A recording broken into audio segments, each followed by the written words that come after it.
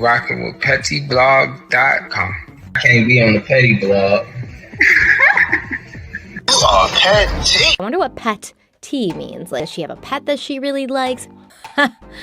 Petty and T. I was so dumb. So they already know that I'm dropping the T. So let's get right into it, and in case you missed it, Patrick Clark, aka DJ Pat, the person accused of taking Takeoff's life, is pretty adamant and steadfast that he didn't do it. And honestly, as awkward as it sounds, it's like he's not even sure if it was him or not, and let me explain why. The most puzzling part of this is that according to prosecutors, Clark made online searches about the Texas law for friendly fire, and according to reports, he repeatedly Googled whether or not he was a suspect in Takeoff's case. And y'all know I can't make these things up, right? Search his own name and age in relation to the rapper's death. Here are some of the reactions to those claims. This person wrote, "Boy was nervous, he had to Google if he did it or not, crying, laughing." This person wrote, "LOL, indict the ninja on his Google search history, that's wicked." This one wrote, "That's why I search everything on a private browser." Okay. This person wrote, "Free Pat, Unc ain't do that ish, home soon." As y'all know, people who know him personally swear up and down that he didn't do it. But yeah. This person wrote, "Google, did I kill forehead slap, forehead slap?" This one said, "Bruh, y'all just need to go to work. Crime ain't y'all thing." This one wrote, "Did I shoot Takeoff?" Crying, laughing. This one wrote, "They can access everything you've ever done on your phone." This one said, "Come on, Pat," laughing my ass off. This one wrote, "Google is the police. I thought people knew that." I don't know, something ain't right. Next they gonna say he offed him because he auditioned for the Migos in 08 and didn't get the part. Versace. This one wrote, "But who mans was this though? He wasn't in there alone. He was invited." Yeah, he was Jay Prince Jr.'s man, but yeah. This person asked, "How did they get access to the phone?" This person replied, "Let me put you up on game. Once a police and feds get your phone number, they get a warrant, bring it to your provider, and get any info they want. Now you know you was a gunner phone, son." Oh wow, not y'all giving advice on how to get away with things.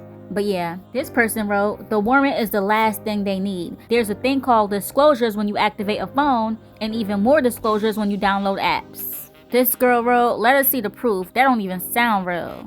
This one wrote, "Well, that has guilt written all over it. He might be the killer after all." This girl wrote, "Damn, let me go delete my search history before they think I'm a part of ISIS. I just be curious. It's all, and I ain't even mean to look up how to make a gun in a third printer. That was an accident." That's hilarious.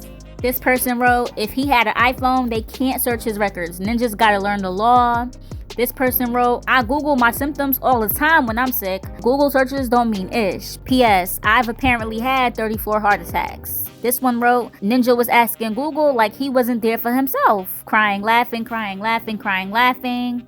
Did I do that? Steve Urkel." I mean, they were going and going and going, okay? Did I do that? And mind you, this is in addition to him allegedly seeking fake plane tickets to obtain an expedited passport in his efforts to flee the country to Mexico. Wait, didn't they say initially that he did get the tickets to Mexico just to get the passport faster, but then he canceled the flight before he got arrested and his lawyer argued that he was simply trying to go on vacation and not flee the country?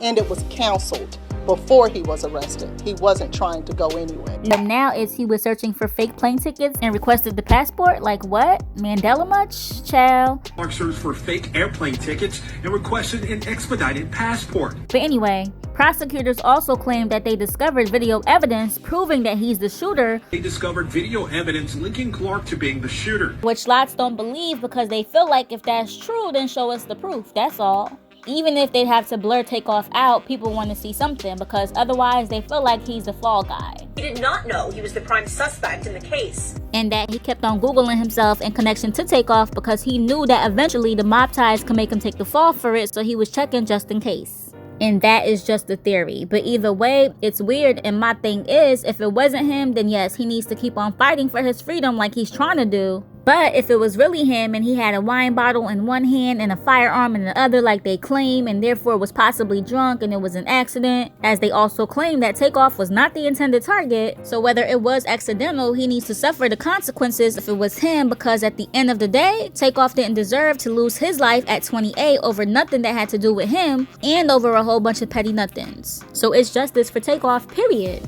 And clearly DJ Pat is confused as his attorneys claim that he didn't even know he was a suspect, and therefore his arrest shocked him so much so that he asked the judge for $5,000 to hire a private investigator to see what's really going on here, and surprisingly the $5,000 was granted. Shocker. And it's only surprising to me because if y'all claim that y'all allegedly have him on video, a mysterious video at that, doing the shooting, then why exactly would y'all grant him money to be able to get a PI to do more research? Like what? I thought it was caught on camera. Make it make sense. But then again, the court of law never made sense to me, right? Clark's bond went from $2 million to $1 million, and they are still fighting for it to be lowered down to $300,000, which I guess they can afford the 10% of. Clark's family could afford a $300,000 bond. His family testified that Patrick Clark only made 30 to 40 grand a year and mostly lived at home with his parents, Lived at home with his parents and therefore doesn't have that kind of bond money. does not have a car. His income is between $30,000 and $40,000 a year. Wow. Mind you, not only is he a popular DJ, but he's also a manager at the club that he allegedly owns. Worked with exotic dancers. And 30 to 40K is all he takes home. So that also shows us that everything that glitter ain't gold. It really be illusions for real. The GoFundMe that they had trying to raise $1 million for Patrick Clark and his innocence to help prove his innocence is gone. It's not clear what happened or why it's been removed, but the page is gone. But anyway, what are y'all thinking overall? We want to know, so leave your thoughts below, and don't forget to like this video, share this content, and if it's your first time here, be sure to sub to this channel for more. And be sure to also hit that bell to join the notification gang. PettyBlog.com signing out.